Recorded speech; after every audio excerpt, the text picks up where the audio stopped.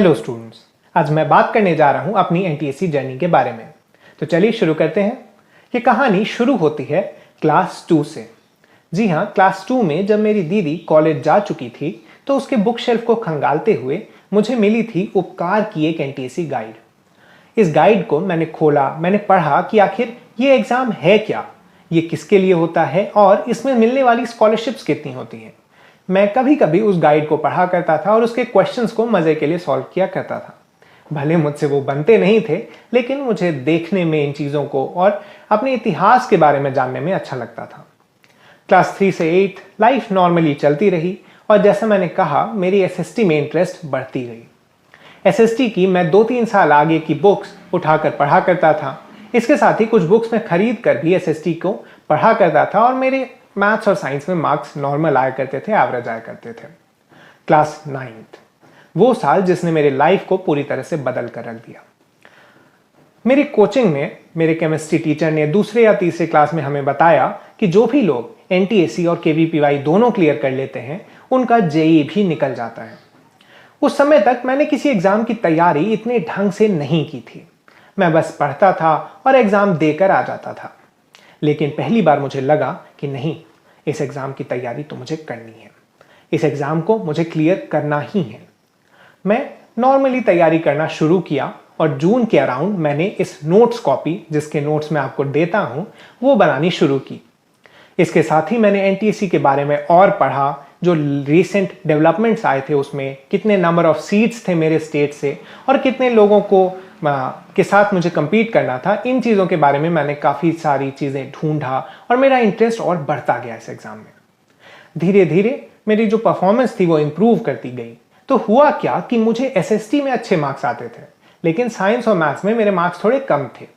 मैंने सोचा कि अगर मैं कुछ और मेहनत साइंस और मैथ्स में डाल दूँ तो मेरे एसएसटी के जितने अच्छे मार्क्स आते हैं, उतने ही अच्छे मार्क्स मैथ्स और साइंस में भी आ सकते हैं। तो यहाँ पर एसएसटी ने मुझे मोटिवेट किया कि मैं मैथ्स और साइंस की तरफ भी थोड़ी इंटरेस्ट दिखाऊं। धीरे धीरे ही सही, लेकिन मेरी परफॉर्मेंस थोड़ी बेहतर होती गई। फिर आया क्लास 10th। क्लास 10th आते आते मैं थोड़ी कॉन्फिडेंट हो गया था अपनी परफॉर्मेंस को लेकर, अपने प्रिपरेशन को लेकर। मैंने जून के अराउंड मॉक टेस्ट देने शुरू किए। इसी वक्त मेरी हाइट ऑफ प्रिपरेशन भी आई। जैसा आप लोग कहते हैं, हाइट ऑफ प्रिपरेशन के बारे में मैं जानता नहीं था, लेकिन मुझसे कुछ लोगों ने पूछा, तब मैंने सोचा कि अच्छा, इसे मैं कह सकता हूं मेरी हाइट ऑफ प्रिपरेशन। तो हुआ क्या, हमारे कोचिंग के 2 सेंटर्स थे। एक मेरे घर के पास था और एक मेरे घर से करीब 30 किलोमीटर दूर हुआ करता था। एनटीएससी स्पेशल क्लासेस करने के लिए मैं करीब 1 घंटे का सफर करके इस 30 किलोमीटर दूर वाले सेंटर पर जाता था। वहां जाने आने में करीब मेरे 1 घंटे चले जाते थे। इसके साथ ही मैं हफ्ते में 6 दिन अपने कोचिंग जा रहा था, जहां पर 3 घंटे अप्रॉक्सीमेट क्लासेस होते थे। तो मुझे करीब 4-5 घंटे सिर्फ जाने आने और कोचिंग करने में ही बीत जाते थे दिन के। इसके बाद आया नवंबर में करीब 14 नवंबर को वो एग्ज़ाम था। जो मेरा सेंटर था, वहाँ सिर्फ मेरा सेंटर पड़ा था और मेरे ज़्यादातर दोस्तों का सेंटर दूसरी जगहों पर पड़ा था। तो वो दिन काफ़ी मज़ेदार नहीं रहा, मैं कह सकता हूँ। मैंने नॉर्मली एग्ज़ाम दिया, जो क्वेश्चंस मुझे आते थे वो मैंने अटेम्प्ट किए और जो क्वेश्चंस मुझे नहीं आते थे वो मैंने तुक्के मार कर आ गया, क्योंकि नेगेटिव मार्किंग तो था नहीं। जब मैं घर आया तो मुझे पता चला कि कुछ सेंटर्स पर काफ़ी ज़्यादा चीटिंग हुई है। हुआ क्या कि जैक बोर्ड के द्वारा ये एग्ज़ाम कराया जाता है झारखंड में, एनटीएससी का स्टेज 1। तो इसके कई सारे सेंटर्स में इन्विजिलेशन अच्छी नहीं हुई थी और इसके कारण काफ़ी सारी चीटिंग हुई थी। मेरे कई डिजर्विंग दोस्तों का एनटीएससी इसीलिए नहीं हो पाया था क्योंकि उस साल काफ़ी ज़्यादा चीटिंग देखने को मिली थी। फिर हुआ कुछ दिन बाद, जो ऑफिशियल आंसर कीज आए उसको मैंने चेक किया तो मेरे 184 मार्क्स आ रहे थे।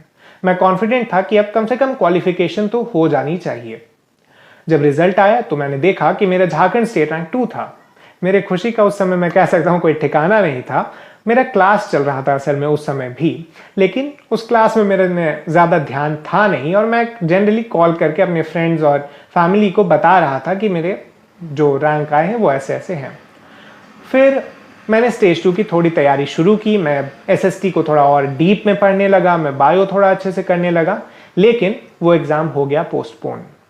लॉकडाउन लग गए पूरे देश में और उसके साथ ही मेरी होप्स खत्म हो गई कि अच्छा अब तो ये एग्ज़ाम नहीं होगा।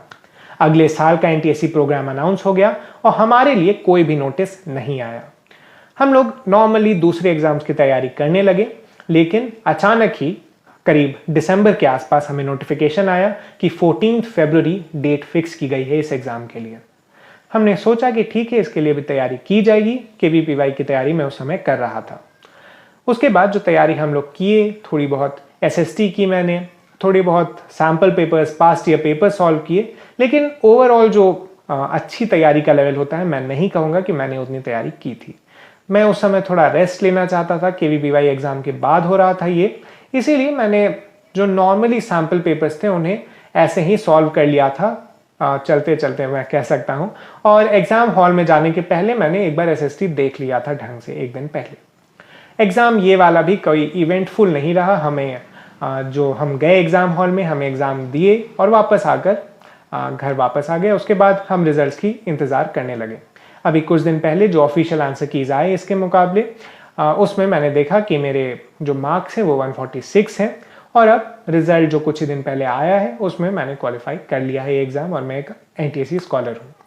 अब इस वीडियो के मोस्ट इंपॉर्टेंट पार्ट पर आते हैं कि क्या क्या लेसन्स हैं जो मैंने सीखे इस एग्ज़ाम से। सबसे पहला कि आपको मेहनत करने की बस शुरुआत करनी होती है। लाइफ आपको मौके देती है उस मेहनत को ज़्यादा बेहतर ढंग से उकेर कर लाने के लिए। आपको बस शुरू करना है और लाइफ आपको खुद ही खींच कर उस पार ले जाएगी। दूसरा है कि हो सकता है आपको सक्सेस मिलने में काफ़ी साल लग जाए, आपको छोटी सी सफलता मिलने के लिए भी काफ़ी सालों तक मेहनत करना पड़े, जद्दोजहद करना पड़े, लेकिन फाइनली आपको उसका रिजल्ट ज़रूर देखने को मिलता है। इसी के साथ ये वीडियो खत्म हुई। Thank you. अगर आपको कोई और भी वीडियो के टॉपिक पर चाहिए होगी तो आप नीचे कमेंट सेक्शन में लिख सकते हैं। Thank you.